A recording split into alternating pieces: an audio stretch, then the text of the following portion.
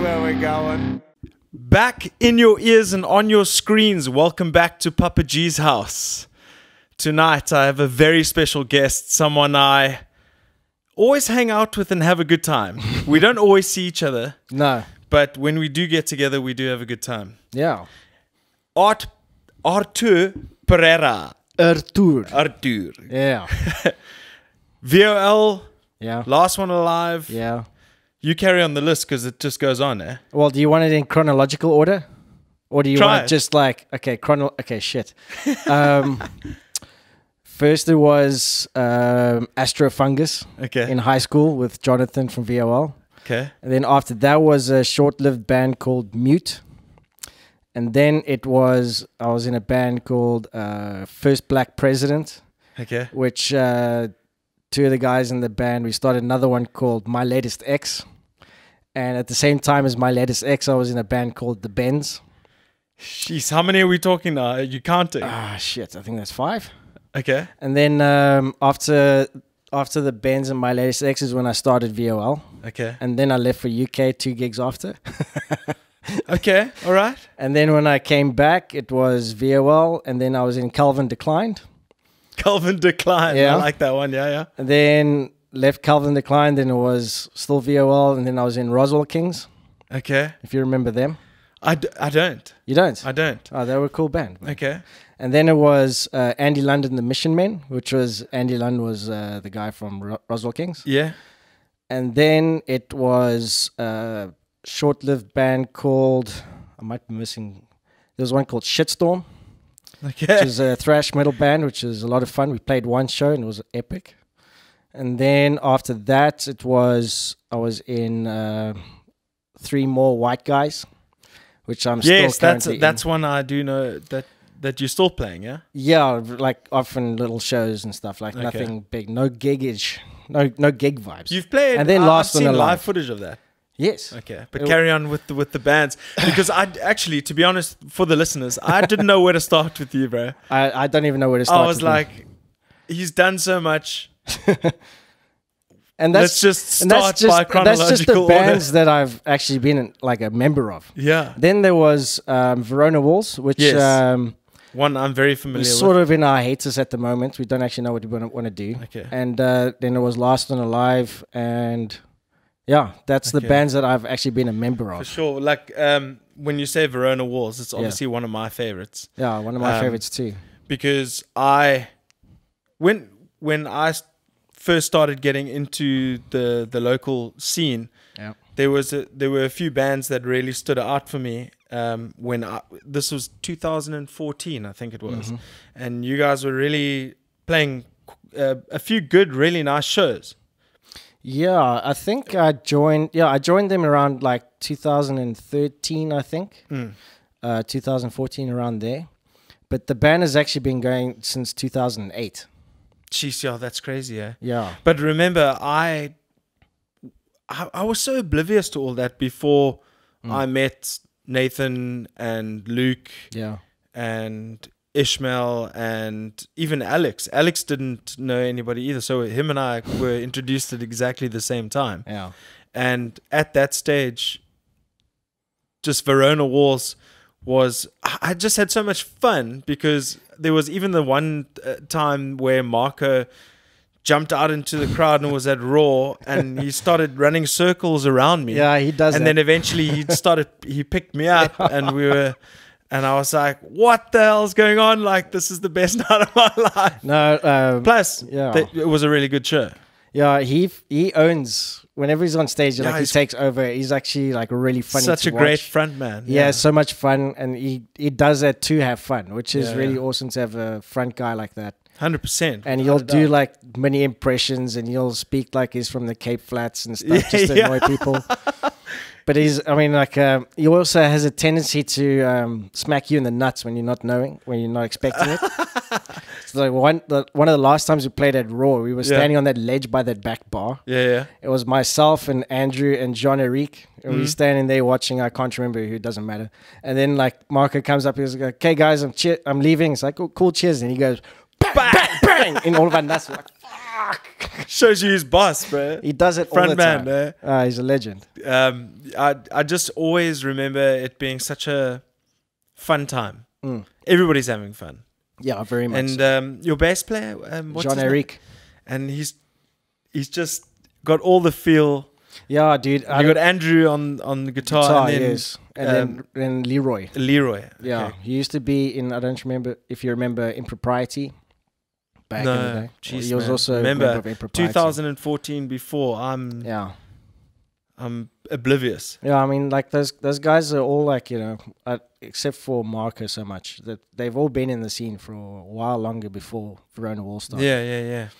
And so going back to obviously we didn't.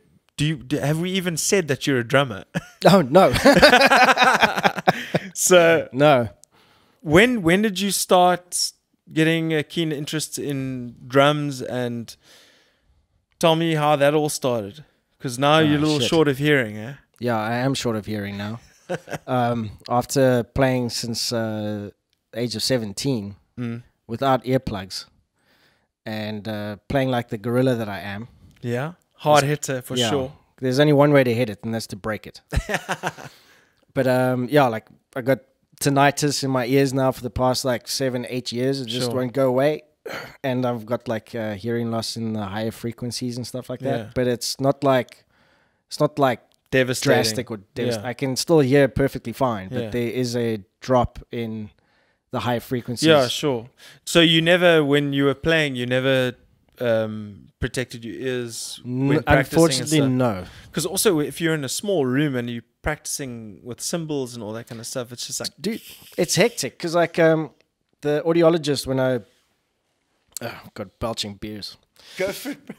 Bring beers and good moods. That's the motto, man. Yeah, cheers, man. Cheers, man. Thanks for coming. Yeah, thanks. We got right into it, eh? I know. The audiologist went in there. She sticks those things in your ears. Yeah. And then you sit in this dead quiet room, and she goes what ear do you hear this? And you hear like a little ping, and then ping, and then a ch, and so on and so forth until you can't hear it. Yeah. And then she also puts this thing in your ear to test the pressure in your ear to measure your eardrum. Yeah. And she said that my eardrums are abnormally thin, and it's got a very high recoil rate. Okay. And she said I'm surprised you haven't burst your eardrums by now for how long you've been playing. Serious? Yeah. And so that is, I kind of attribute that to sometimes when when someone pulls out a mic or a pickup or something. And you get that either a high pitched squeal or a doom, and everyone goes that was sort of it really hurts for me. For sure. It's like sticking an earbud in your ear without any cotton wool. It's fucking sore. And I had that all the time, and I thought that was just like that for everyone. I mean, it does hurt for everyone, but myself, it was like, fuck, that was really sore. bad. Really bad. Or maybe, you've just maybe little bit more sensitive to it. Yeah, it's exactly that. I'm a lot more sensitive to that. Yeah. And also if I'm playing on my V drums with the headphones on, I can't do more than 2 songs just because of the proximity of the I remember you actually saying something to that effect where you're I want to collaborate with a whole bunch of people. Yeah, and then you started tracking for a specific song where everybody was like, "Okay, cool, this is how it's gonna go." And then you were like, "Guys, I'm sorry, I actually can't do it because my ears can't handle it." Yeah, dude, that was actually devastating for me. Really. But that's sorry to bring that up. No, dude, that was devastating. I'll tell you why. Because I stopped playing live shows, but loud live shows like Verona Walls. I mean, we still want to do a few shows, and I can manage that.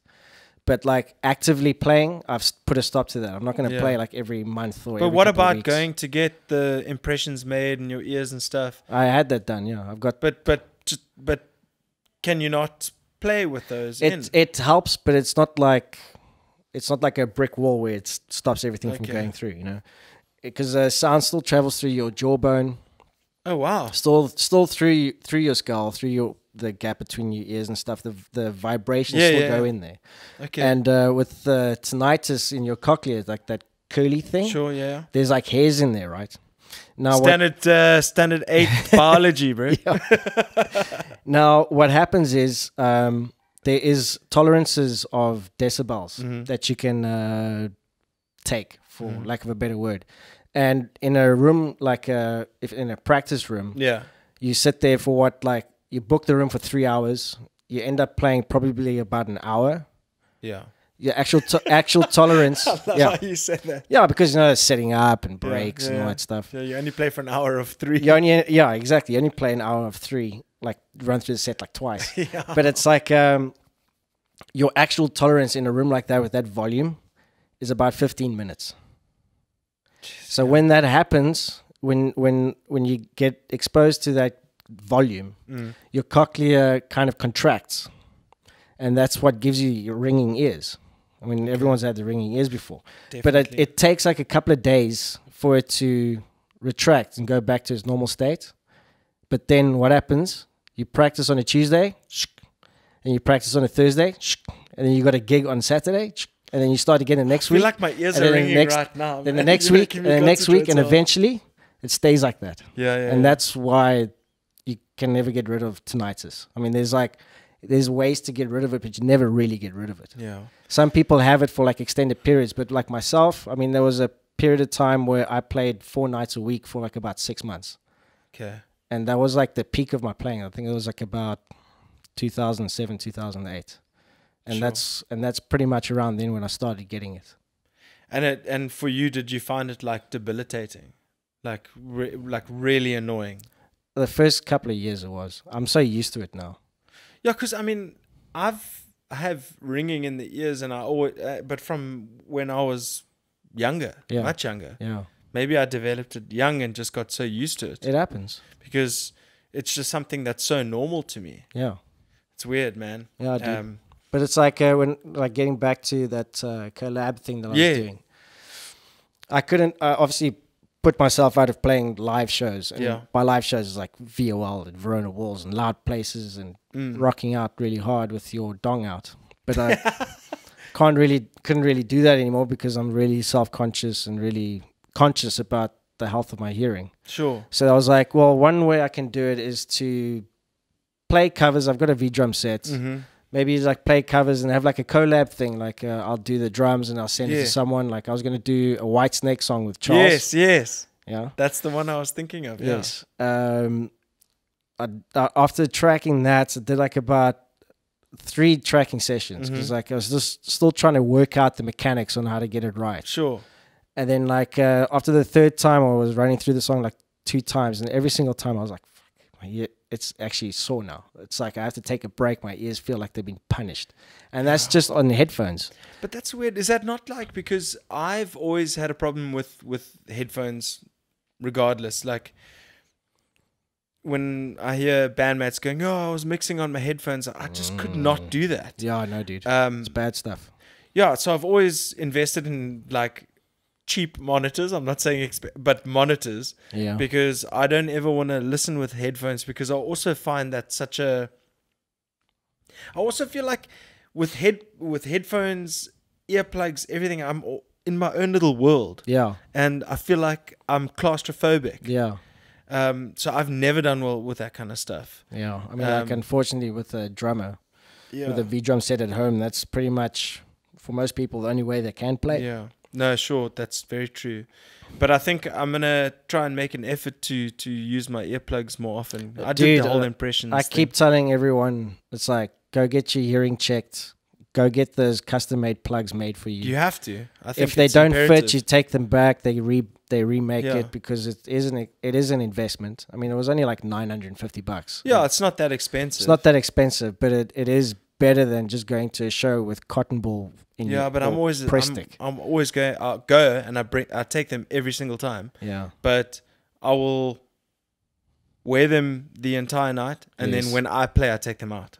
No. It's the weirdest thing, eh? You must keep them in. Yeah. Because I can't, if I'm behind a kit. I can't hear your guitar, man. You get used to it. Like I can't play behind a kit without the plugs in anymore, because I'm so used to how to listen with the plugs in. Okay. That when I take it out, it just sounds like noise. Okay. So it's something that you actually have to train your brain to accept. You don't just go like, oh, this is much better. Okay. You go like, this sucks. I'm used to playing. So it took you a while to sort it out. Oh yeah, as well. dude. Okay. Getting used to it was actually kind of like really annoying. Well, it's taken me It's 2009. Taken me 5 years. We call it 6 years because I started, but a year before that. But yeah, I've always struggled with the headphones, earplugs situation. you just have to keep at it, especially if you get the proper stuff. You have to keep at it. Yeah. Because everyone I speak to, like I say, like, have you had your hearing checked? Because I don't want them to pull out like I did. Pull out. This is like an awareness podcast. Everybody wear your earplugs. Yeah, get your hearing Drummers checked. especially. So one reason and one of many reasons I wanted to chat to you today is because I remember a very specific time when I was just getting involved in the music. I went to a Mercury show, and I don't know who I went with, but I as I walked in, as you walk in that door from Mercury, and if you carry on going, you're going straight to the stage. Yes. And I saw Kevin was playing, and I realized it was V.O.L doing their reunion show. Yeah, one of the many. Well, one of many. But who did you guys play with? It was that's where I get the Ram. What's it? What was that band that you mentioned earlier? Now it's come back to me. No, what was it? Did I mention this band? Yes. Shit, man, with Andy Lund. Oh, Roswell Kings. Roswell Kings. Yes. It was that show. Yes. Wasn't it Roswell Kings, V.O.L, and Il System? Yes, it was. Okay. That was 2014. Yeah. Now, I remember I'd never met you, Yeah. but I'd walked in, and I think I was walking in with someone who had been around and knew everybody. And I said, yes, who's that guy who's the drummer with the backwards blue cap? I think, you were wearing a backwards blue cap that night. Because my hair was pissing me off that night. And I was like, that dude's got all the groove in the world. And I really appreciate and I sat from the side, or stood from the side, watching you. Well, you sitting is the same as standing. And then Kevin wrapping the mic around his neck and shit.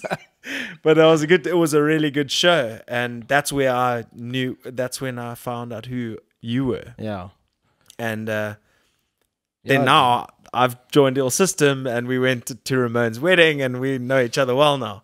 Yes. So I wanted to basically chat to you about the bands, specifically Verona Walls. Yeah. When are we going to see you guys again, dude?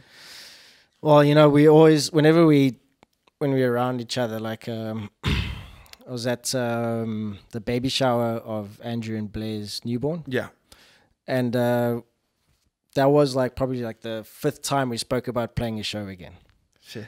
Like Andy and Leroy was like, we must play a show again. We're really keen to do it. Marco's like, yeah, I'm keen and stuff. But the problem is that everyone is so busy. Marco and Leroy and Andrew and Jean-Eric are married. Andrew, Leroy, and Marco each have a kid now. Sure. Jean-Eric is living in Port Elizabeth. Oh, wow. And I'm not really keen to play with a fill-in bass player. Because, because if it was a flavor, man. Yeah, if it was a fill-in guitar player, fine, whatever. Yeah. Guitars are for sure. You can wing it. But, the relationship between a drummer and a bass player is something that you can't just do. So, I really would want him there, so that when we opened up for Tesseract, we flew him up from Port Elizabeth to play the show. So we had to practice the day before, and then we played the gig. So that's the kind of thing that I'd want to arrange. But everyone's just so busy, dude. It's everyone's trying to go with their careers. Everyone's at that age. We're not in our early 20s anymore. Yeah, no, that rings true. Yeah. I mean, I would love for Verona Walls to play again. Yeah, man. That was... Oh, the other band that I forgot mentioning that I played for was a band called Cole. Other than Cole, Verona Walls was my toughest job. I'll call it a job. to learn those parts that Evan was playing. Okay, why? Because like Evan, the previous drummer, he was like compared to him, I'm like full Rudd and he's like Travis Barker. Okay. It's like I keep the groove. I don't try and do too much flavor. I try and just keep the song there and add power. And he was like all about like the chops, and he had fucking great chops. So I had to try and figure out a way to make what he was doing work with the band in my style. Yeah. So the first like 5 gigs was still a bit sketchy because I was still trying to work it out because he played like rhythms that like I always struggled with. Sure. But that's what made it difficult. And also it's stuff I never played before. Like most of the stuff was just like, bang a groove and go for it and you change. They had these little intricacies and little details and stuff that I would pick up along the way. And some of my best parts that I've done, which are tiny little things that you won't notice unless you listen out for it. Yeah. Is like the favorite stuff I've ever done was with Verona Walls. Yeah, for sure. I mean, but also I think, and forgive me for not mentioning the other bands that you've been in prior, because obviously I need to do my research in that regard, but it's quite hard to find anything really. Yeah, dude. I mean, like I'm not a fucking worldwide musician. So. No, for sure. But I have witnessed you playing in two bands. I remember you playing in V.O.L. And it being really just hard hitting, where you could see you behind the kid having such a great time, but like feeling the music, etc., etc. And then you get Verona Walls, where there was a lot of I've mathematics. watched GoPro footage of you from my chest piece. Yes, and it just looks like so much fun. It is a lot of fun. And I've always wanted to speak to someone from. I mean, obviously, I have my drummer friends, but I've never sat down and said, how does it look from the throne? You see a lot of ass. Yeah. Well, true. Okay, like, you do see a lot of ass. Yeah. Dude, I mean, like, if I'm playing, like, the lighter stuff, I'm, like, usually, like, looking up with my eyes closed. Yeah. And if I'm playing the harder stuff, my head is down and I'm in it. Yeah. So I'm hardly ever looking out forward. Okay. And the only times that I did where I actually got to experience, like, anything substantially worth talking about behind a kit was when I played, I filled in for Mike Horn of Hog Hoggity Hog. Oh, wow. Played at Armchair Theatre. It was this rad event. There was like a couple of bands at the Whammy Bar in Tableview. Then they got on a bus. And then they went to the Armchair Theatre and Observatory to watch another 2 bands. And then they went on the bus again to Mercury to watch the final bands. Yeah, that sounds so Hog Hoggity Hog was playing in Obs. And Mike Horn, who's now living in London, he's a professional drummer now. I was filling in for him. And have you ever been in the Armchair Theatre? Yeah, dude, plenty times. Yeah. You know, normally it's quite chilled. Yeah, but plenty times, like many moons ago. Yeah, but you remember how quite chilled it was? People like standing or sitting and stuff? Yeah. This place was packed. There was moshing, crowd surfing. There was things flying everywhere. There was kids outside. That weren't allowed in because they were underage. They were going off outside. And like I'm playing. That was back in the day, bro. Yeah, dude, I'm playing. I look up, I see between Lee and George, and I just see feet sticking out of the crowd, like moving around like this. And people like singing and jumping off everywhere. And then like George, may you rest in peace. Of course. George leans over me and I'm like almost my face is in the floor, Tom, and I'm still playing. He's like behind me. He's got the curtain open, singing to the kids outside through the window, and they are fucking going nuts. Yeah. That was the only time that I actually really got to see what people imagine being in a band is like from a drummer's seat, was that show. Most of the time, it's like at Mercury, you just see a bunch of heads. Yeah, that was look, there were a few times where I realized that big shows were happening, but I was like, when was that? How long ago? What, the Hogs show? Yeah. That was about 2006. Okay, yeah, no, I mean, I'd already finished matric by then. Like, it's so weird how, where was I? Like, I was, and then I realized, and when I come around and see what's happening, I always knew who Hog Hoggity Hog was. My mates from when did they start? 1995? Somewhere around there, yeah. So, but I never. It's the weirdest thing. I might have been that I was like, oh, rugby, school rugby. You know, I don't know what it was, but then eventually it came, and then I realized how popular all these bands were. Like, yeah, dude, Hogs, Half Price. Yeah, I played with them as well. Yeah, yes, you have. And it's the punk scene, dude, is, I mean, well, look at my last couple of podcasts. We got Crossfire Collision, Half Price. Yes. I need to get Alive at Midnight on. Yes. But then I had Carl on with Bullet Script as well. It felt like we were talking some positive vibes. But the punk scene is so positive, dude. Yeah, the punk scene always has been a bit of like a, I would say like a family thing. Yeah. When I say family, I mean like family style. Sure. Family style. Yeah, family style. It's like everyone's into everyone, literally and figuratively, and everyone is just like really cool because there's no big heads. Yeah. In punk, all the guys that had big heads in punk, they didn't last very long. Yeah, man. I just love the camaraderie. Yeah, I think that's a good way to look at it. Is that Alive at Midnight, Half Price, Hogs. Yeah, they're also very family-like, I suppose. Yeah, very much so. I mean, everyone's friends with everybody. Yeah. Everyone hangs out with everyone. Yeah. I mean, in the metal scene, I don't know what it's like now because I'm pretty much out of it. But the metal scene got there to where the punks always had it. I would say like around 2009, 2010. Okay. That's when like the metal festival started picking up.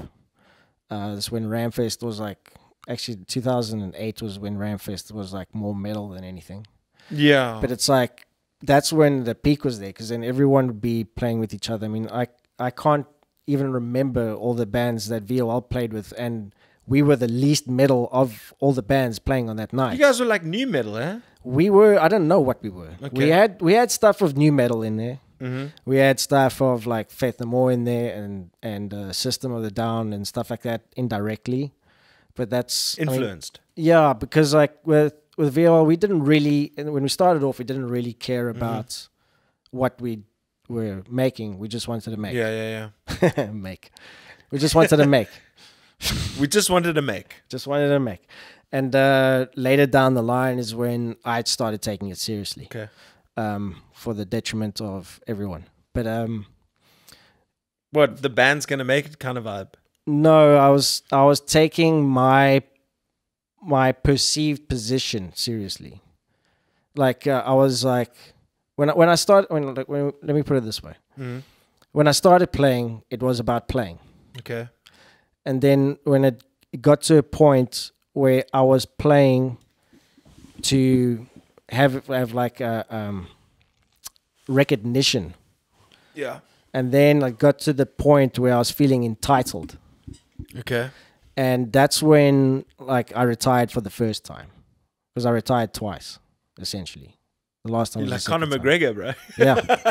Yeah, because like you'll do fucking nothing. Because it got to that point where I was putting too much mental effort into it. Okay. And not like really like playing. I was like, I got to do this. I got to go there. I must get out of the club scene. I must move to festivals. Yeah. I must move up in my career. Yeah. That's why I was spreading out my seeds so far, playing with all these bands. Yeah. And the only thing I haven't played for was like a reggae band. And like there was one point where Seven Sun like asked if I could play for them. I love that band. But like I was spreading myself around because I was trying to find what's stuck so I could move forward. Yeah. And I never did. And like the only thing that moved forward was like my name to some degree. Because when I joined Calvin Decline, they were still signed. Yeah. They had a deal with, I can't remember, Revolution Records or something like that. And then Mark said that got a new drummer and he mentioned me. And then the guy says, oh, yes, I've heard of him. You picked a good guy. And then he told me that. I'm like, holy shit, my name's getting around there. Yeah. And then I think that was pretty much like the genesis of like, okay, if I'm known there, I must like now push. Okay. So then during V.O.L practices, I started like being very hard with my opinion. Okay. And Kevin, but V.O.L wasn't V.O.L like a really serious band between the four of you? It was four of you, right? Yeah, it's just the four of us. You, Kevin, Miggs, and Jonathan. The people that took it seriously in order was 1, me, 5, Kevin, 6, Jonathan, 12, Mix. Okay. Because like myself and, we love you, Kevy. Myself and Kevin, we often butt heads. Okay. And Jonathan to a certain extent as well, because like there was a point where like we would like write new stuff because we just had a CD and it was like, okay, it's been 4 years, we kind of need to make some new stuff. And it was always a mission with me. There was 1 or 2 times where Kevin just burst and left. Okay. Because like I was pushing too hard. So you had the full trials and tribulations, eh? Yes. It was rather ugly, but that was all my fault. Because like they just wanted to play, they wanted to have fun, and I'm like, no, you got to do this. You got to do this. We got to take it seriously. And I was like, no, I don't want to play that riff because it sounds like this. And then they go, it sounds nothing like that. It's like, well, I'm hearing it and I'm not going to play it. Okay. And the one time stubborn bastard. Yes, and the one time Kevin just couldn't take it and he's just like, well, fuck you. And he just like left. Wow. Okay. So I'm sitting there going like, I'm still not playing it.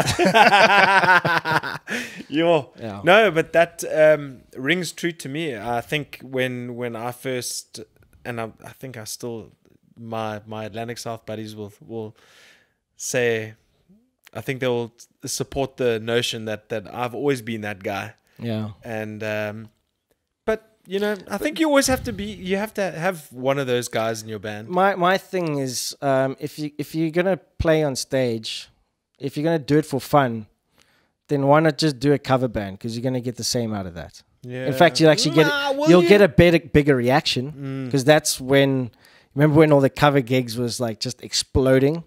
Yeah. Because people were getting reaction. That's still rocking. Is it? Yeah, I think so. Yeah, but like the thing is, like I did that the second last cover show I did was maybe it's Slayer because one. I've never done a cover show. Oh, maybe you should. I'm the wrong person. It's interesting.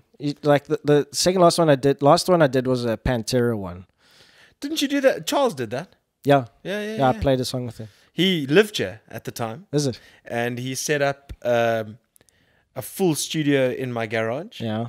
And I just remember, and I'll never forget it to this day. He was post Sabretooth, he was just, we ended up living together for 3 months. We had 4 dogs, my 2, his 2. Quattro. And he asked me, can I set my studio up in your garage? I said, yeah, go for it. And he ended up practicing for that Pantera tribute in a garage. Yeah. And I remember listening and him ripping those solos. That same guitar he practiced and played the Pantera tribute. I bought that guitar. Oh yeah. That is now my white Ibanez right over there. Yeah, I recognize it. Yeah. Yeah, that was a cool show because it was Jean. I can't remember his last name. He was the drummer for the Dirty Locals, I think. I can't remember. Yeah. Anyways, he brought like a kit that was exactly like Vinnie Paul's, like 24s and stuff. And then we played second, and I broke through the kick drum like immediately, so I had to like move him around. But like that show was like the last cover show that I was involved in. But the thing that made my eyes open to see people's motivations for cover shows was the Slayer one, because it was just after Jeff Hanneman died. Oh, jeez. And then myself and another buddy, we put on the show with a whole bunch of people. And then after the show, like a couple of guys were like, we should take this on the road. That was awesome. I'm like, no, we didn't do this to like. Yeah. You did it for a tribute, not we for did it. We did it because we liked the band, we liked him, we liked the music, and we wanted to play as like a tribute, and then it's done. Well, that's the way I wanted it. Yeah. And that's the way I saw it fitting, because it's like paying tribute, a bunch of guys putting on a show, everyone can celebrate. Yeah, job 100%. done. But they were like wanting to take it on the road, and I'm like, no, you don't do that. Yeah. That's no. You'd rather take your own shit on the road, right? Why rest on some other fucking music? I don't know if I could do that. If you, I don't know. I've just never been much of a cover person. I still say I enjoy playing covers, but it's I a don't want good to go exercise. play a set of them. It's a good exercise to do that because, especially if you pick a band that's outside of your comfort zone. Sure. Because you actually learn skill-wise and all that kind of jazz. Yeah. Yeah, exactly. And I learned a lot from doing the Slayer show. Okay. Like a lot, because that stuff was fucking fast. And I was playing it faster than it was meant to play. That's the other thing. I always play everything too fast. Yeah, I don't know where it comes from. Not a sponsor. It's all the Prego sauce. Yeah. Yeah, VR46. So you did V.O.L. When did V.O.L. overlap with Verona Walls? How did that? Because obviously they were around for some time, and you were in V.O.L. How did that overlap? How did you get to meet the guys there? Like initially, because like the first time I met Verona Walls was at the old Kill City, which was next to Mercury. I have been there once. I practiced there once. Yeah, because V.O.L. started like 2003. Mm-hmm. I left. I came back in the ass end of 2004. And then Verona Walls started in about 2008. And that's when we were sort of, I believe, hits our peak before we released our CD. And that's when they started, and we saw them in the rehearsal studio, and they were doing some like really cool stuff. I mean, obviously they were doing stuff that they listened to, but I didn't. Yeah, sure. You know, like the guys like Protest the Hero, and like they're big into that kind of shit, you know. But like, I saw Protest the Hero. Yeah, they were done. You with them. Yeah. That's how I got to meet them, and it was an immediate kind of friendship between myself and them. And then it was, I think it was 2014 when Evan left. Yeah. And then I was still with V.O.L. And then they said like, Evan left. And then I sent Andrew a message and went like, dude, I'll play for you guys. And he goes like, yeah, we'll think about it. And then like a month later or something, it's like, come for a rehearsal or a jam. And then like a month later we had a gig. And I learned all their stuff in that point. But like with the overlap with V.O.L. and Verona, we only ever had like one show on the same night, but it was at the same place. Okay. You don't understand how many times I've actually played the same venue with multiple bands that I've been in. Yeah, how many times have you pulled that triple duty? I've pulled that off at least 10 times. And the one time was 3 bands. It's tough though as a drummer though, surely. Yeah, it is tough. It is tough. Because I see that Thread of Omen and Raksha share the same drummer. I was like, that's really fast metal. If you play it in the same night, you'd struggle. Yeah, but he's a machine though. It depends. Jonathan. Yeah, I'm not familiar with the way he plays, so I can't comment on his behalf. But I know with like the faster stuff, you have to have a bit more like quickness. So it's a lot less like I'm gonna break this thing like me. Yeah, for sure. Where I try and play like that, like play fast, but I end up playing fast with my entire body. Yeah. So like I'm playing fast, but I'm like using like everything, and like I could last 3 shows if I was just playing like this. Yeah. If I was like the drummer for like fucking, I don't know, some black metal band, just like, I could be like that forever. That Meshuggah? Yeah.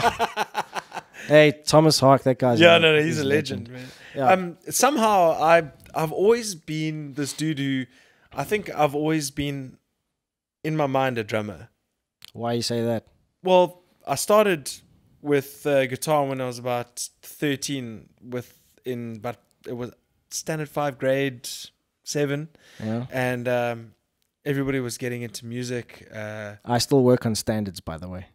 Oh, me too. Yeah, okay. Standard 5. Just for the listeners, grade. So grade 7 is standard 5. Yes, I think. just -2. Yeah.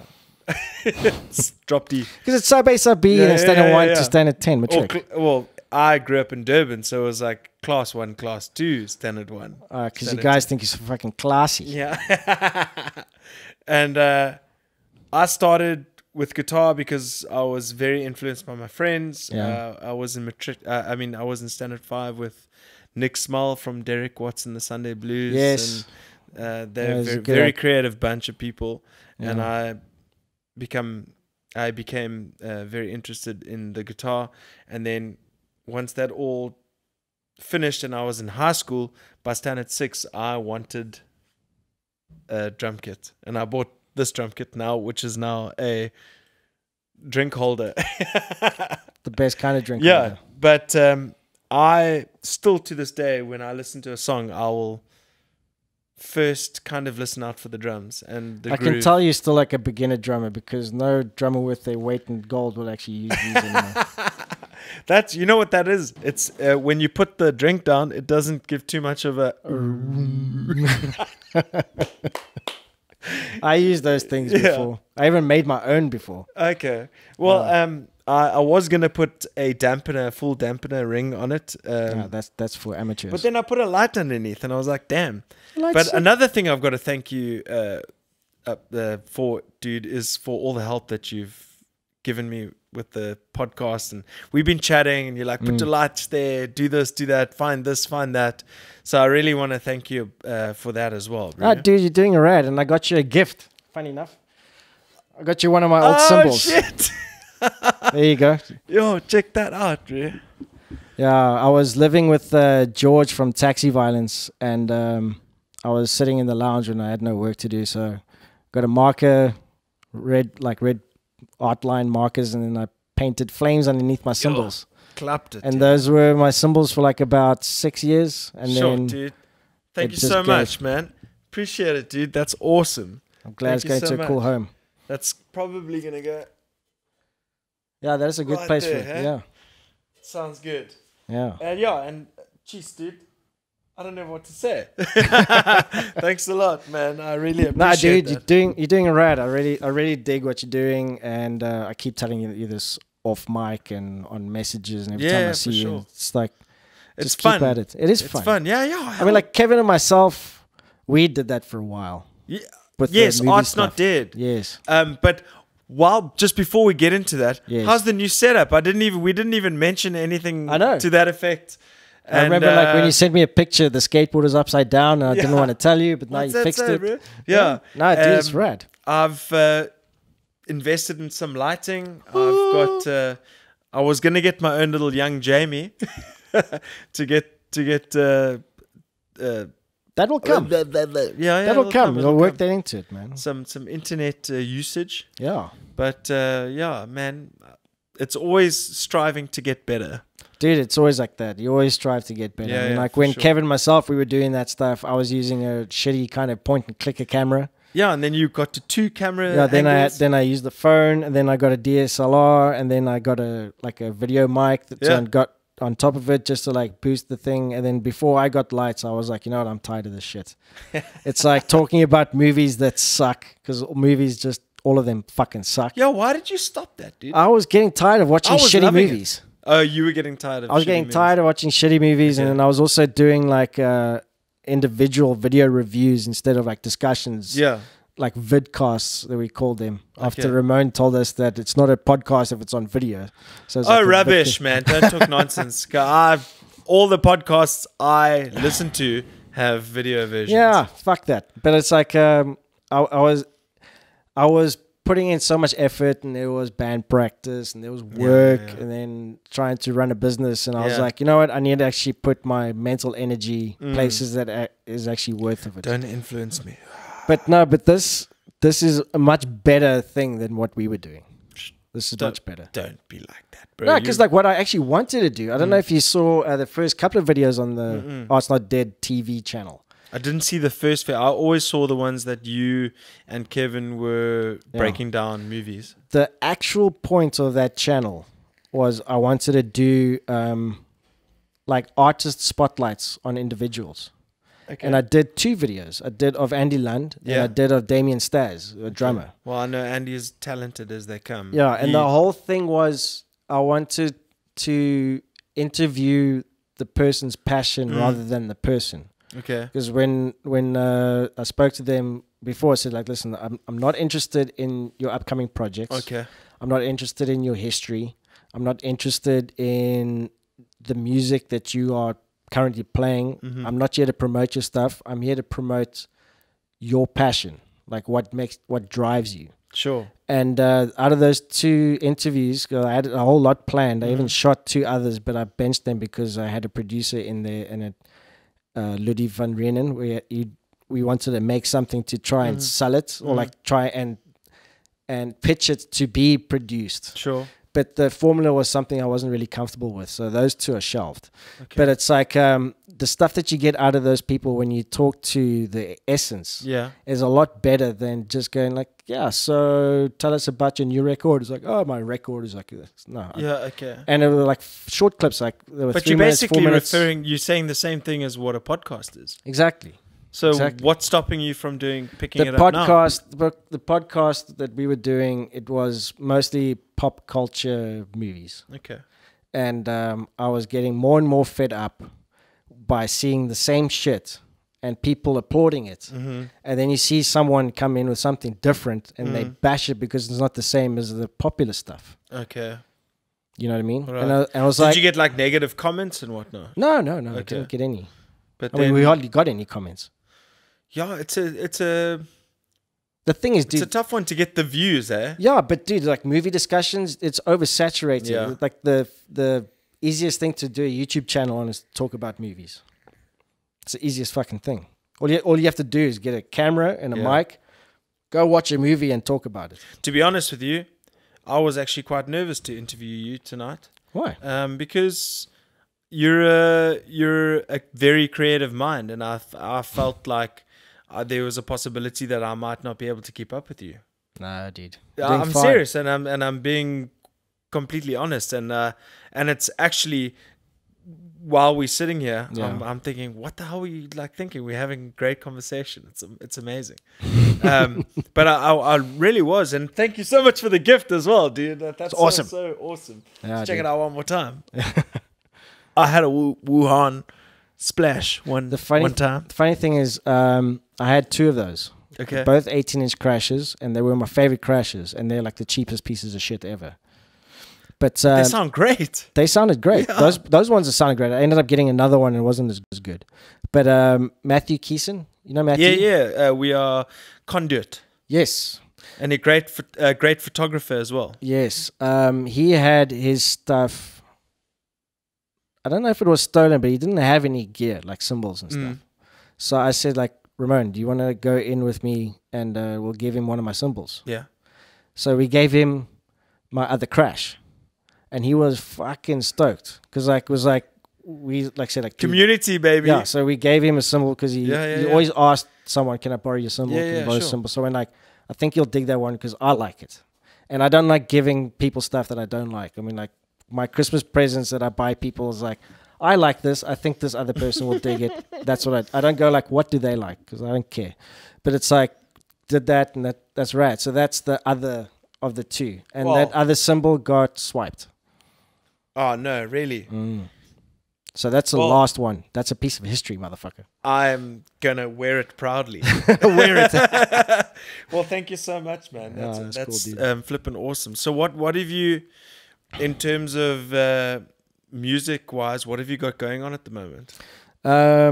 Pretty much only just 3 more white guys. Okay. Tell me about that a little bit more, because I've seen a couple of clips, but and before we carry on, I just wanted to say that was one of the projects that when you were on Facebook, yes, you expressed your joy in being a part of. Yes, and that's not something that you did very often. No, I didn't. Yeah. I mean, like Kevin and myself are like really good buddies. Yeah, but we have this weird chemistry where sometimes it's like a little bit of a 2 thing. alpha males.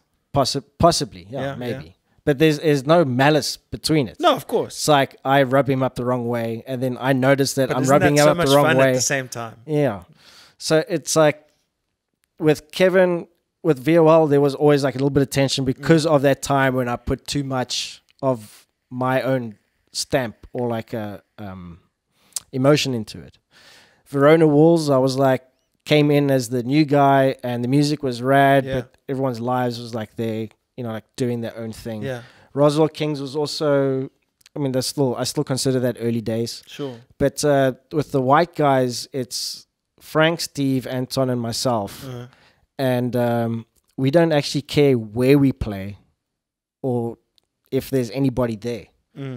It's like we literally could be happy if we just practiced once every couple of weeks and just did that. Yeah, sure. And that's the thing that I get out of it. It's like finally there's people that show me what it's like to be in a band.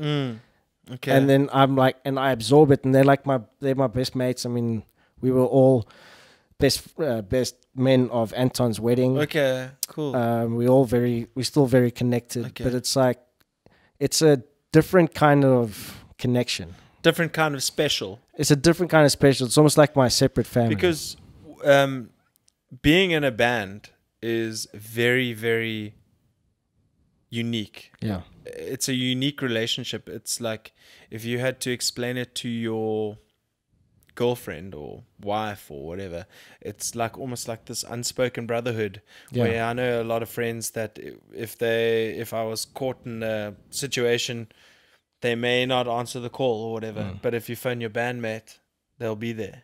Yeah, and that's like that with the white guys, but all four of us were like that. Okay. Like, you know, in some bands you'll have like one or two guys, maybe like say 60% of everyone is like Sure. that. But like we would drop what we were doing to go help out the other. Okay. And it was always like that. Like, I mean, the collective of us, we went through some like serious shit, but like individual stuff, but we were there to support each other. Yeah. And it was like, just like, okay, come, let's go have a beer. You can talk about it. And we're just there. And Just a perfect harmony of Yeah. people, yeah, basically. exactly. And that's very rare. Yeah. But in terms of your having fun, you have a lot of fun with Ill System on stage. Yeah. Dude, Ill System and myself, we go way back. You go way back to when Jason was still drumming for Yeah. me, before Ramon. Yeah, I want to hear about that, so tell me. Dude, the first time I met them was at the Cause Festival, which the band that I was in at the time, My Latest X, put on. It was like a 3-day Sorry, festival. say that again? My Latest X. My Latest X, yeah. Yeah, we put on a festival. Okay. It was like 3 days. We had like, I think it was like 26 bands or something like that. I was a stage manager. Lorne and Liesel, they organized the thing. And Darren was also helping with organizing, and John March as well. But like we put on that festival, and that's when I met Bobby and Jason and Sean and Ben, whatever his name is, can't remember. Sorry, man. The bassist. Yes. Owen. Yes, Owen. I keep thinking Ben for some fucked up. Sorry, Owen Lowry. I haven't seen Owen since they fucked off the UK the first time. Yeah, but it's I think he's still there. Yeah, so like I jammed with them. Well, I didn't jam with them. I played in the same bill. Yeah. But like I was chatting to Bobby, and then Bobby's like, "Hey, dude, we're going to UK. You want to come with us?" It's like, "You want to play with the Ill System? You come with us." I'm like, I would fucking love to, but life happens. Yeah. Actually, it was the other way around. They said they wanted me to play, and I was going to UK. Oh wow! And then when I got back, they went to UK.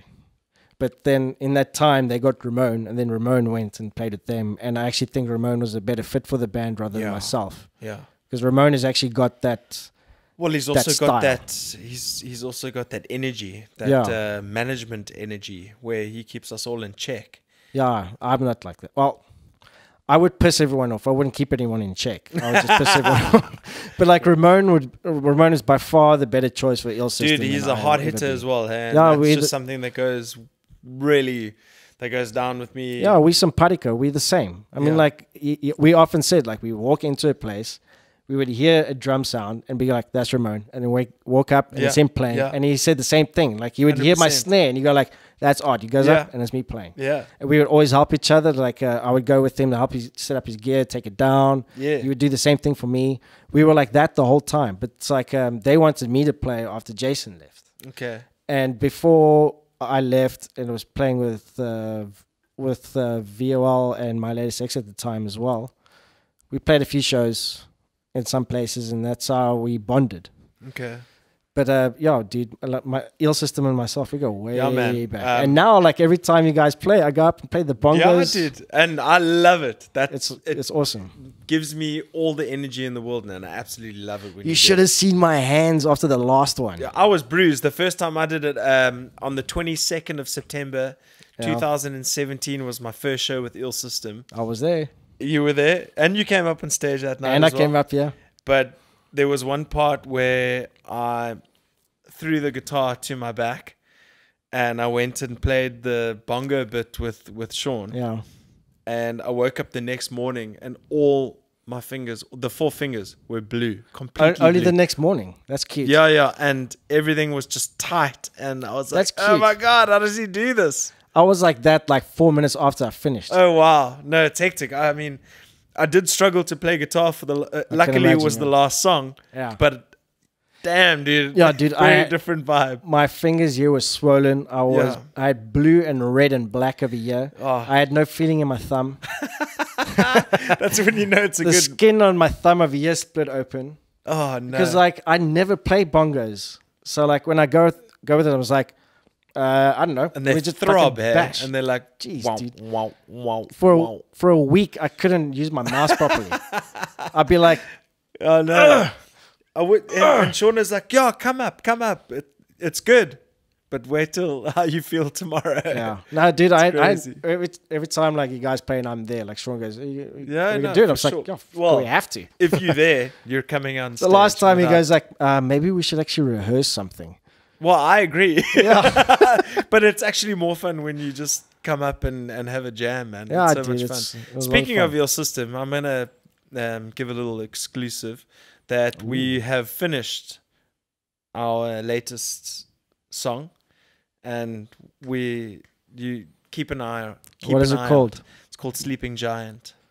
It's on its way, and everybody can hear it soon.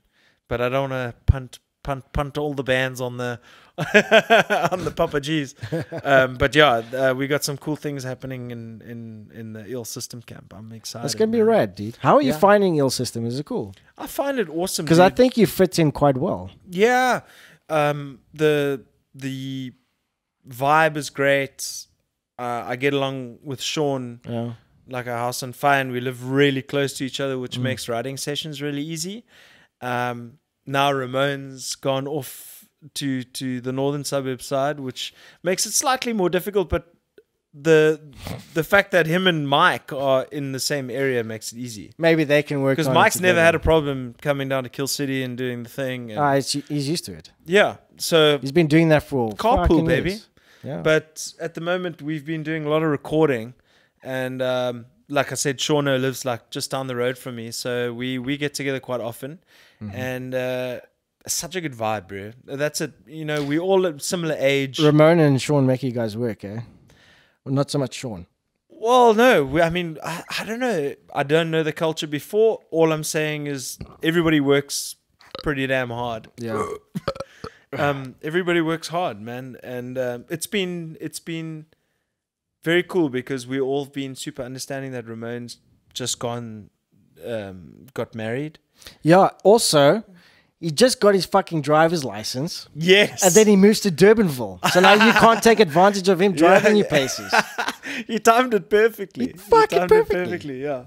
But in terms of the Eel System vibe, he is a driving force, and he really makes sure that we're all in check, and it's flippin' cool to be a member in a band that has go forward like that. Yeah, I mean, do you know what I mean? I do. I mean, I wish we had, and not coming from me. Yeah, I know, but I wish we had something like that in Verona Walls, because I think we could have done like really cool stuff. Yeah, but none of us really had that push. Sure, no, look, but it's never too late to do anything either. Look, I'm the youngest. It's the first time I've been the youngest ever. Yeah.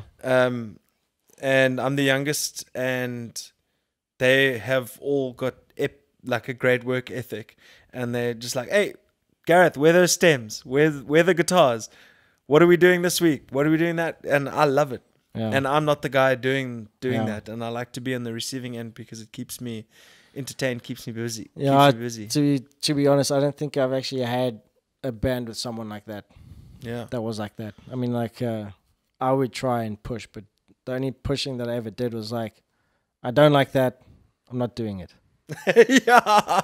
And are you still of that opinion? If you had to be in a band, well, dude, my thing is, it's like, if I don't like what I'm hearing, and if it's not fresh enough to me, I'm not really interested. Yeah, sure. Because I'm tired of hearing shit that I've heard everywhere by everyone. Yeah. I mean, like, there is no new ideas, but there are some left. Well, there's only so many notes you can play in a There's scale, only right? so many notes. There's only so many combinations, but the thing that you can't replicate is someone's own uniqueness. Exactly. Yeah. But like, if you're playing something and it sounds like a Sepultura track, yeah, and then I'm like, that sounds like Sepultura, I'm not playing that. Yeah. Not because I don't like Sepultura, it's because I've heard it before. Sure. I don't want to play stuff I've heard before. I mean, that places you in a very difficult position, though, exactly. Because pretty much everything you'll hear, there's got to be an element of something. Exactly. Somewhere. That's why, like, if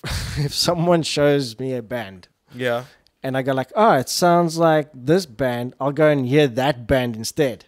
I'll stop listening to the new one. Well, for instance, one of the bands that are really killing it in my mind, and I'm wearing a Parkway Drive t-shirt, is Wage War, dude. Okay, tell me about it.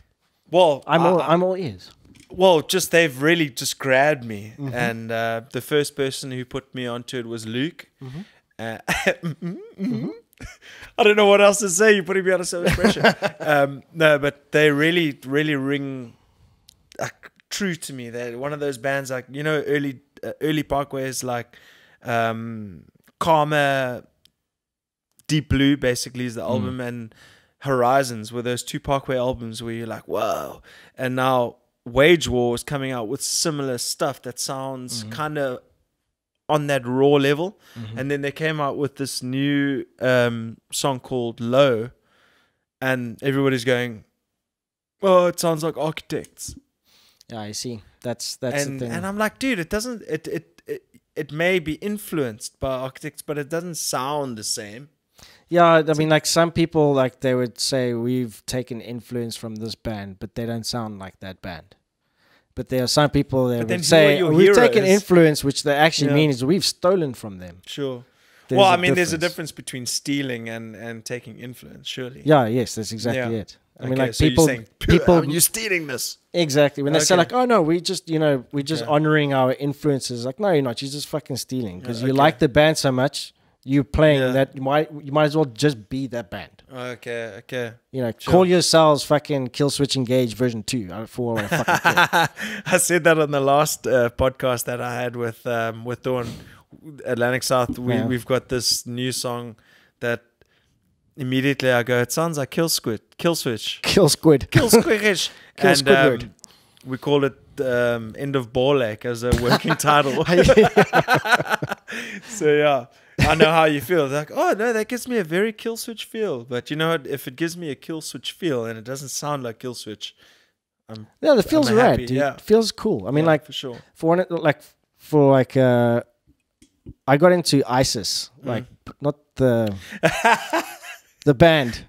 Jesus Christ, ISIS. Why did you go and join ISIS? No. No, the band ISIS. That's a Satanic Dacha Orgy song, by the way, SDO.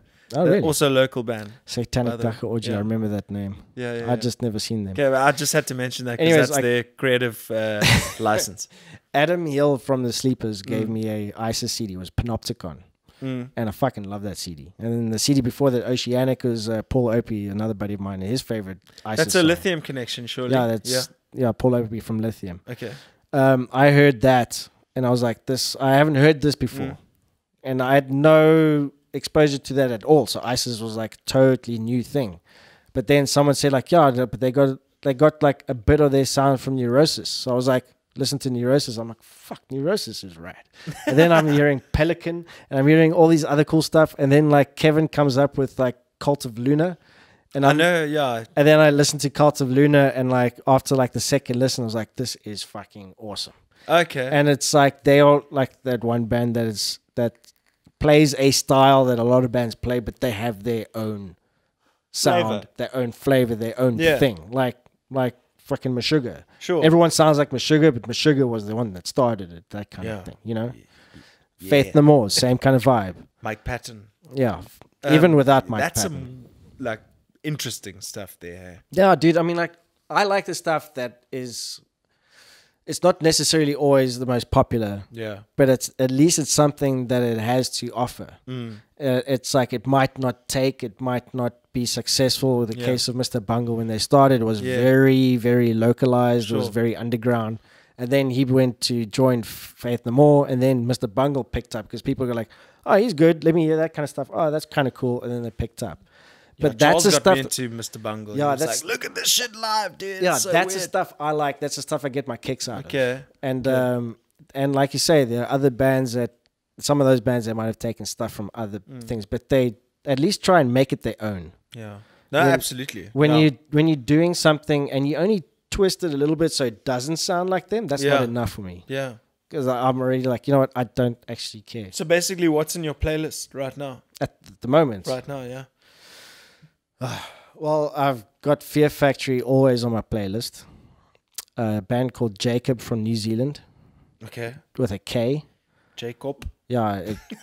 Jacob. It's a 3-piece instrumental band. I fucking love them. Always have Cult of Luna. I've got Fleetwood Mac in there. Oh, Fleetwood Mac always. I've got Journey in there. Journey always for me, yeah. I've got Def Leppard. Okay. Yo, geez, man, you need to hang out more with Charles, man. I got Whitesnake. Deftones. Steel Panther. I don't have Steel Panther. I like Steel Panther, but the parodiness, I love that. That's like having a beer with your mates. You don't go out to like, exactly. I just really want to go listen to Steel Panther right now. Yeah, definitely. You know, and like Faith No More, obviously Deftones. What else? There's...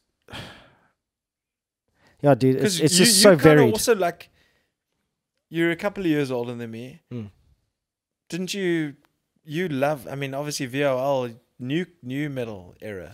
I was never that big into new metal. Serious? Kevin was the guy that was into new metal. He was like into Korn. He's still a huge Korn fan. Sure. And I do like Korn. I like the earlier stuff. Again, because I was like, oh, this is totally different. No, basically, Kevin was the same thing as me. He was just a couple of years earlier. I thought I was Fred Durst at some stage. Yeah, I mean, he also listens to Limp Bizkit, The Bizkit. I saw them play in London, and then Finsbury. No, this was at Brixton Academy. Okay. And this was with Mike Smith playing guitar, the guy from I Snot. loved when he played guitar. Yeah, me too. Results May Vary album. Yes, he was. They were doing that show, and I messaged or emailed Kevin after the show saying that I went to go see Limp Bizkit. And I did the same thing after Korn, and each time he was like, oh, fuck. Yeah, but he's done the same thing. Yeah, he's done the same thing, but he's seen Sixth and all those bands. Yeah, but he hasn't seen Limp Bizkit. And I tell you what, dude, that show was fucking insane. Well, they are known for their ridiculous live performances. It was actually awesome. It was actually one of my favorite shows. I don't think that they would ever. I didn't. Yeah. I went in there going like, Limp Bizkit, what? Who cares? Yeah, and then after the show, you're like, that was awesome. Shit. The funny thing is, because that was when Woodstock '99, bro. They brought the place down. Dude, they literally awesome.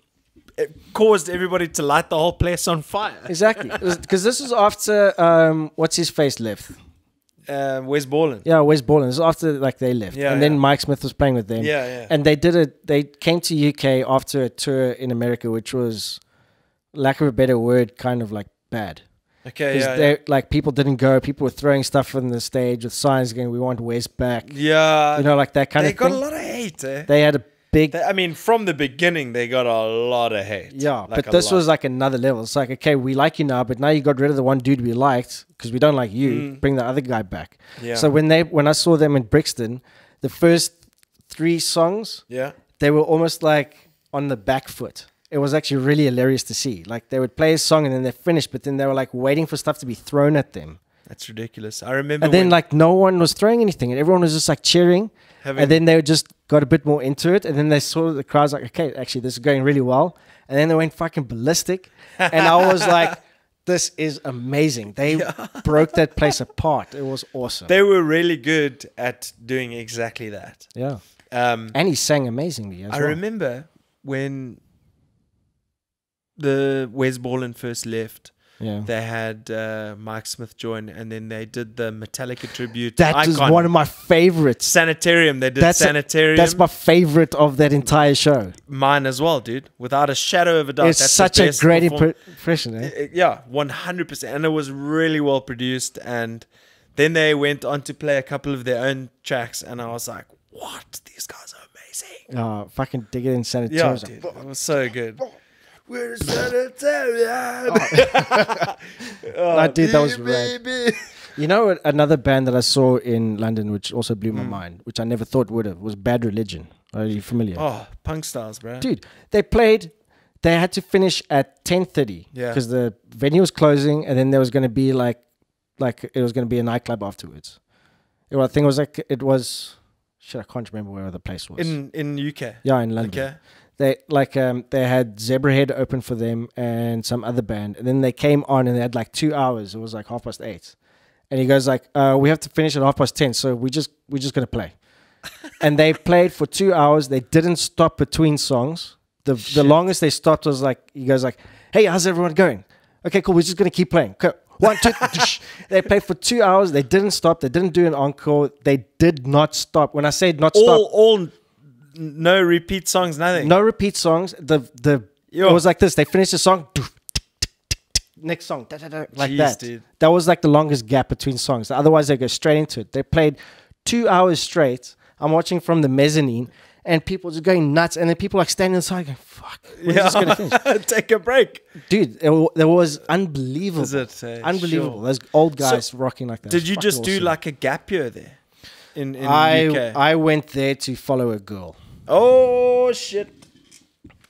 Yeah, I went there to follow a girl, and everything in the universe was trying to kick me back here.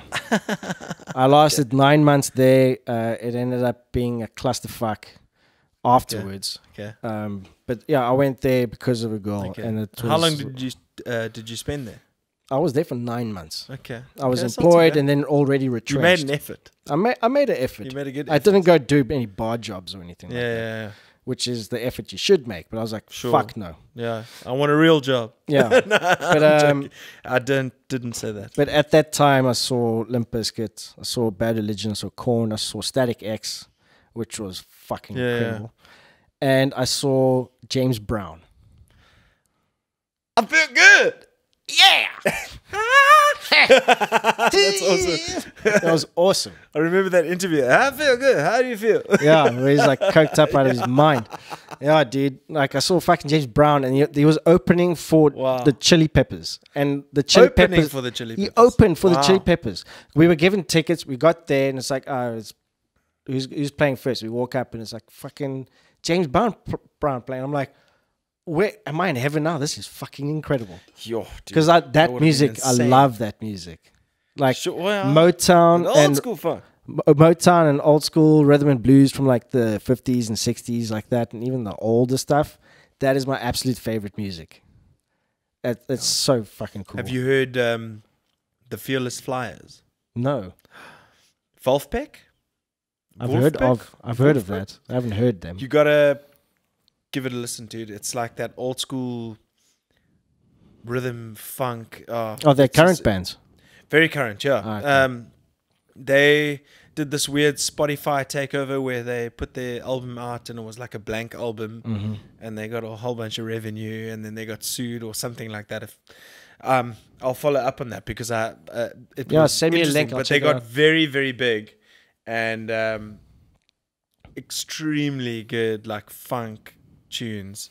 Yeah, but dude, nothing beats the older stuff, dude. Yeah, dude. Because you can't Joe Dart. You can't replicate like the gear that they used to record with. You can't do it. Yeah. Like no matter how, like I mean, you could if you got all the old gear and used tape and all that shit. Don't you hate it when you see these remastered versions of old songs? I do and I don't. Okay. What I don't like is that it is remastered, but in cases where I do like it, is that like Dark Side of the Moon. They remastered it. Suppose and they you made take it the stereo. original tracks and then you just remaster them, I suppose. Dark Side of the Moon came out in mono. It was always mono for like the longest time, and then when they did the remaster, they made it stereo, and it was like, holy shit! Now you're actually hearing it the way they designed it, because they designed the sound, but it came out in mono. So in cases like that, I fucking love it, because it's like them like going, okay, let's actually just do this properly now, because we got all the money in the world to do it. Yeah, exactly. And they do it, but like, when they remix like old stuff, it's also, you must bear in mind, dude, like back in the day, they didn't have CD. They recorded to what they had. It was like vinyl or those wax cylinders. Wax on, wax off. Exactly. But like nowadays, everything's so high fidelity that there's a tendency to overproduce. And in those days, the production was a whole different conversation. Yeah, in those days, the production was just doing it. Yeah. And it's a different vibes, a different mindset, because that's how you did it back then. And now people try and turn it into like a exercise. Like, how do they do it? We're going to do it this way. We're going to do it this way. When it was in those days, they go like, okay, let's just mic up. Now you got a YouTube tutorial for everything. Yeah. So like, I mean, that's veering away from the thing. But like sure. remastering old stuff.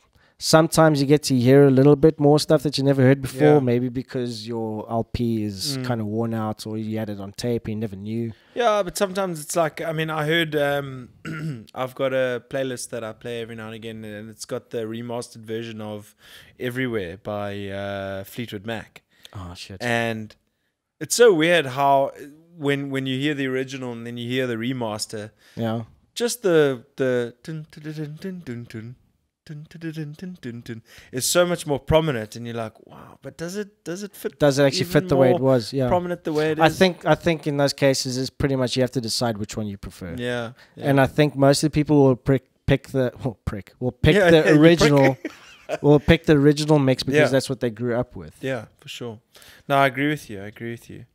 Then there's another thing that I wanted to chat to you about, is you were so involved in one project that I think there was even footage where you had short hair and then you had extremely long hair.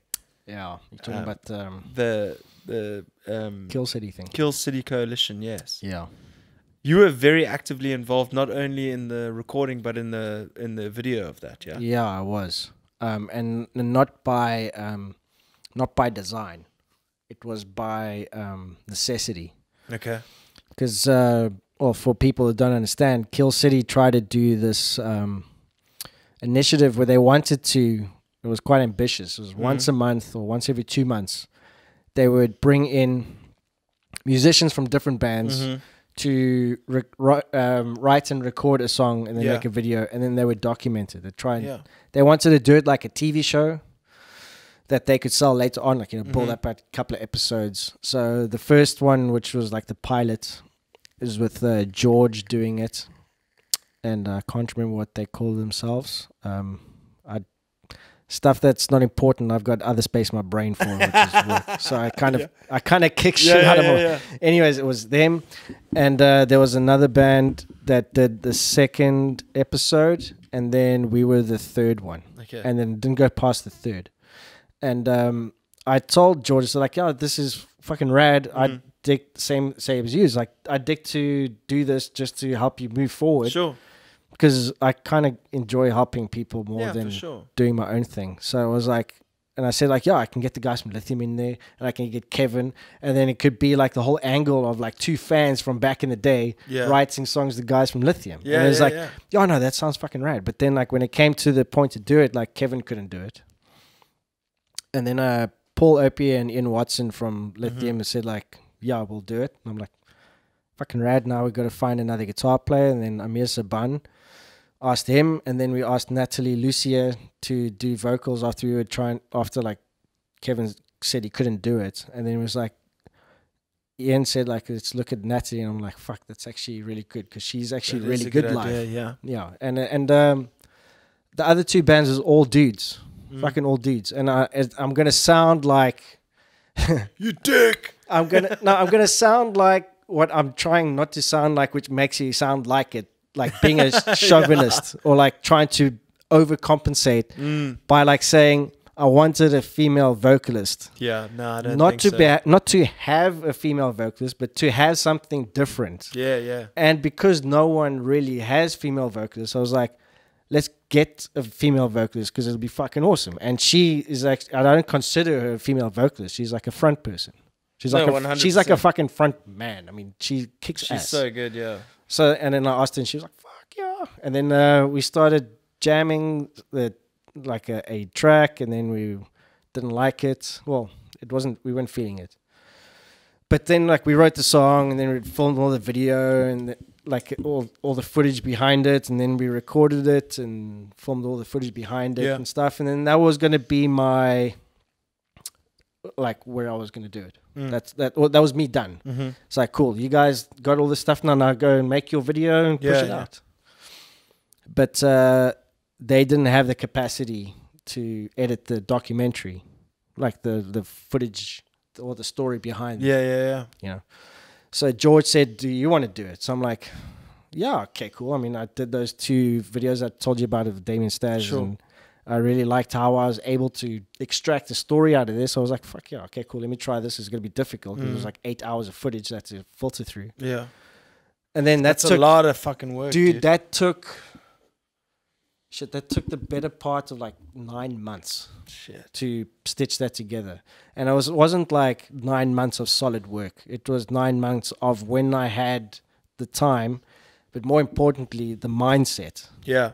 Because to edit something chronologically, you just put all the clips in order and you go, okay, this, you can clip that, whatever, and then you're done. It's fucking no brains. But if you're trying to pull a story out of it, you gotta search for talking points from 3 different interviews of 2 people each, and then find video footage when we were practicing or recording to strengthen what we were talking about.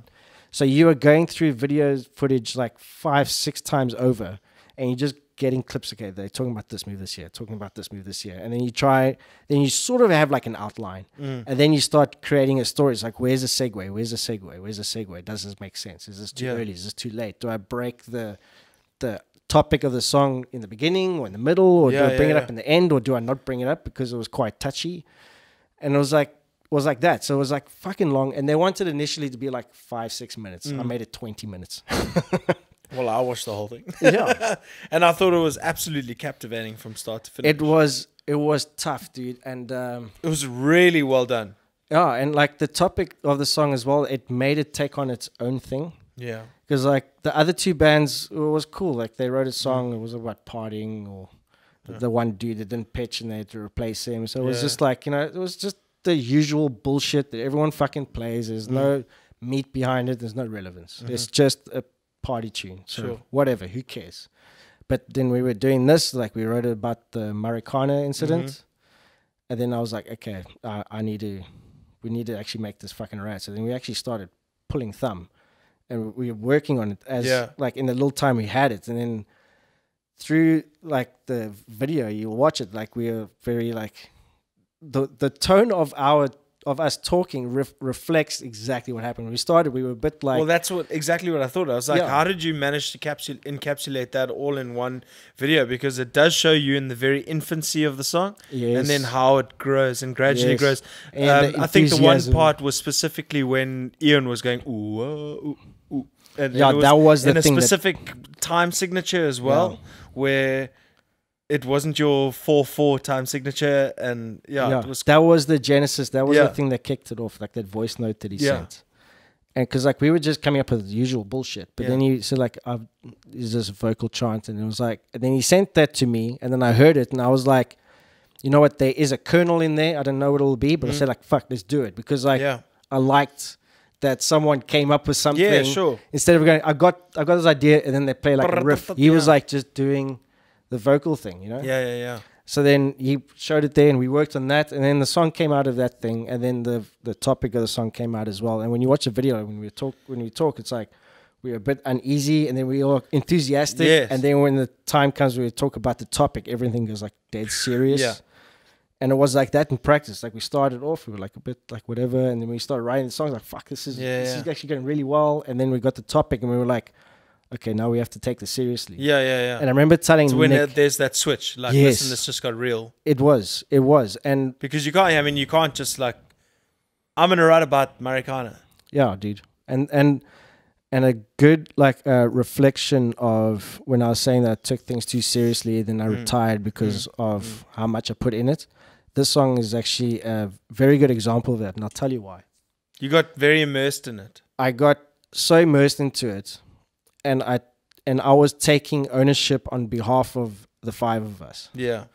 And because I was like, okay, now I have to edit the story. So now I'm responsible for telling the story of how this happened. And I had to do it respectfully. Of course, without a doubt. And I was telling Nick Roos, Nikolai, before he went to Canada, obviously. This was years ago. I told him, I said, like, dude, this song is going to be my legacy.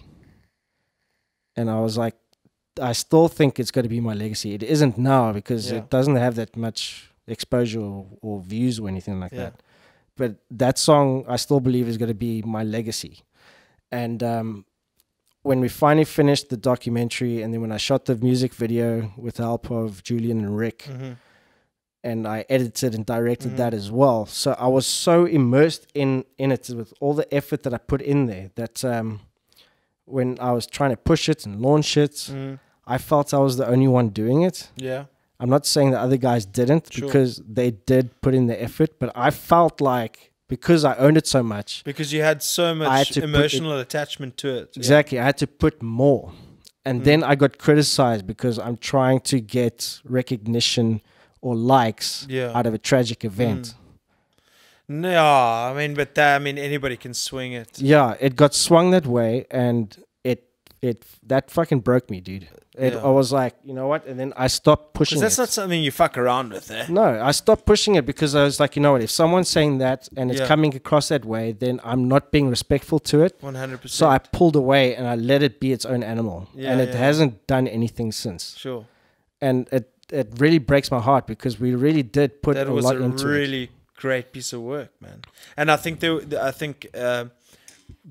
add to that, I think Natalie really brought the emotion through in the vocals. Dude. And also going into Sutu.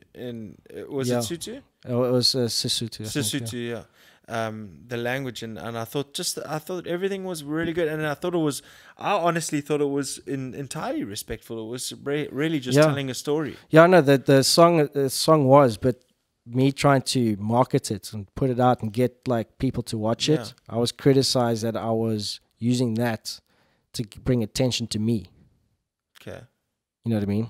Yeah, but you don't typical bullshit from fucking SJWs that they whatever you trying to do, they'll spin it against you. So what did you just stop? I stopped. So what has happened now?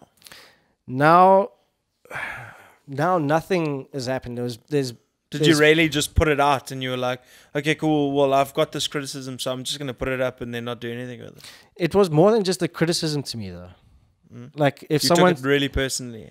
I took it, like, in a way that I might have been pushing it to get people to watch it in a disrespectful manner because someone took it as if I was trying to get recognition off of people dying.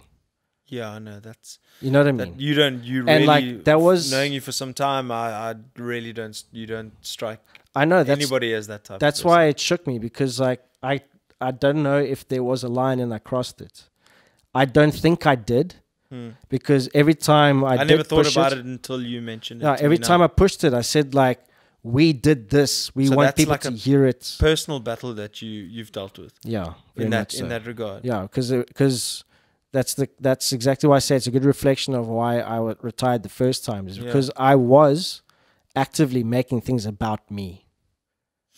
So let me ask you this question: how many hours did you spend on that project in a whole? Just ballpark. Ballpark. I would say like about 120 hours. Okay, well that doesn't strike me as someone that would want to do it for the views. No. Or for the recognition, no. more so the story. It was about 120 hours for the documentary because I did a lot of work on that. And then with the music video as well, the entire thing from when we recorded it till when I released it was like 1 year and 4 months. Well, tell me, did you get any sort of like notable criticism? Like say someone picked it up in the media and like News 24 said, oh, look at this representation, but then you've got nothing to worry about. You're dealing with opinions. There was nothing in the media about it. The only positive feedback I got was from my immediate friends, and that is what you don't actually want. You don't want your friends to be the people that gives you feedback. Yeah. But that's always going to happen. It always. I mean, you can't avoid that because you also want to share it with them. Exactly. But they're always going to give you, hey, well done, really, really well done. But it goes far deeper than that in the sense that I've spent 120 hours. We wrote the song off a vocal chant. We researched the Sesotho language in order to incorporate our heritage, etc., etc. That's how I see it. Yeah. Is that how? That's how it was. You were deeming it to be. That's how it was. But it was most of the effort with the video and stuff. It was all left on me. And like I said, like we went there to go do the song, write it, and record it, and that was pretty much it for us. But then they asked me to do the thing, and then I was like, okay, firstly you asked me to do the wrong song because this has actually got meaning behind it, and I was part of it. So if anybody's got any comments on the final edit, fuck you. Because you don't actually know. There we go. At least the balls came out in the end. Say, listen, if you think you're going to take offense to it, just Exactly. And Ludie van Reenen, the guy from Taxi Violence, he was the dude that produced it along with George. And he was very supportive. Like, he watched it, he goes like, dude, it's great. The only thing I would say you need is a little bit more action shots. But the story is perfect. And he's like saying you got some great editing chops. And I was like, then I started doing more editing videos. That's why the stuff on YouTube came out. But it's like when I first retired, I was making everything about me. And then there's one time I was doing something that was important, and I wasn't doing it about me. I was doing it to get awareness out and saying like, there are other people that are not involved that have something to say. Listen to this because it might make you open to stuff like this. Yeah.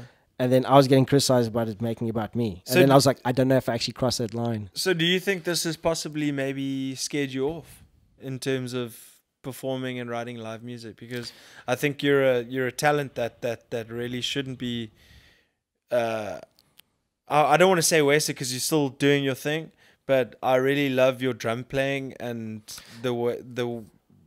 your everything that you've been involved with. I've really enjoyed that. I've known. And it's always fun hanging out with you. Yeah. And there's one way to do that more is by playing live music. Playing the music, I wasn't really put off by playing music. Okay. I was put off about being involved in writing. Okay. Because like I was like, I don't actually want to be involved. Are you not the type of dude that I mean, would you not be in a situation where you've got your creative, your main songwriters in the band? Yeah, it's where like that, you can come and play guitar, and play drums too, or are you the type of person that like, if I'm going to be involved in the project, I have to be 100% hands-on? I want to be 100% hands-on. The difficult part is that like I'm not so proficient on a guitar. I don't know enough about it to explain the notes and the structure and the chords or whatever kind of thing. So like I always try and speak it like a child. Yeah. But I'm always like going like, can we try this? Can we try this? Can we not do that? Can we try this? And then. But that's the normal course of but then writing. People would be like, I actually like this riff. Why are you trying to like burst my bubble? Yeah. And I was like, you know what? I would actually love to be in a band for once. That like someone goes, everybody like, just agrees. I've got this riff, and then go like, you know what? I think you could do better. It's like, okay, cool, let's work it out. Well, then maybe that's and still then in your wheelhouse. Like, I like this, and then I go like, actually, no, you're right. What you had before is the right thing, and then we go with openness, like willing to like not own what you're putting on until it's completed. Sure. Well, basically taking constructive criticism and working with it.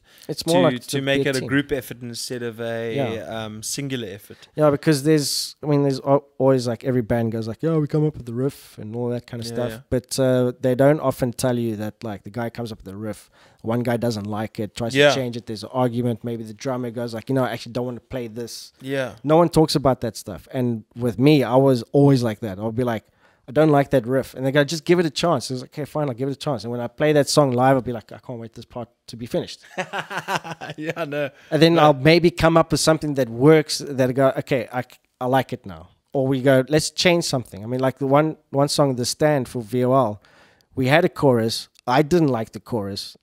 Actually, none of us really liked the chorus. It wasn't fitting. But I was fiddling on my guitar, and I came up with something, and then I showed it to Jonathan, and then he put it in key. Okay. And it made like one minor change, and then that ended up being the chorus. Really so I was like, stuff, yeah. There was like a spark there. And so you need that's that when fellow, yeah, like that other guy who has the guitar skills or whatever to be your right hand man. And we were like that with Wingman. V.O.L. Yeah, we were like that with V.O.L, but up to the point where I started being a bit harder.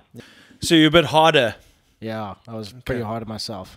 Okay. That's kind of that was kind of like the downfall of how I approached music. Okay. All right. And before, like I said in the beginning, it was like before I was just keen to play, and whatever show was like the best show ever. Yeah. I even came home from my latest 6 gigs, like we must have been the best band tonight in South Africa. It was so fucking awesome. Yeah. And this is at Whammy Bar. That's how you feel after a show. Then. Yeah, that's like, how you. I'm the best. That's how you should feel. And I was like that for a while, but then like towards the end, I was just kind of like I lost sight of that. Okay. Well, that's been a couple of years ago now. So how do you feel now? I would like to play again. I mean, like I do miss playing. Like I mean, like when I had my kit up, I would play along to like Fear Factory stuff and be like, you know, this is actually getting me pumped. Yeah. And I'd actually like to play again with my buddies, and I don't care if there's like 5 people. But sure. Logistics, time, work, ears, all that kind of stuff gets in the way now, more and more so. Yeah, yeah. You know? But we're gonna see you again. We are gonna see you live on stage, be it Mercury, be it wherever the case may be. We're gonna see you. We're gonna see you playing live, right? Probably like at Dust and Dynamite next to DS. Well, there we go. Yeah. Well, anything is fine for me because we need you guys like you to be playing the instruments because you so groovy, you so good, you so passionate about your video content, your musical content, and I feel like you need to be praised because, dude, it's really an honor and a privilege to know someone like you.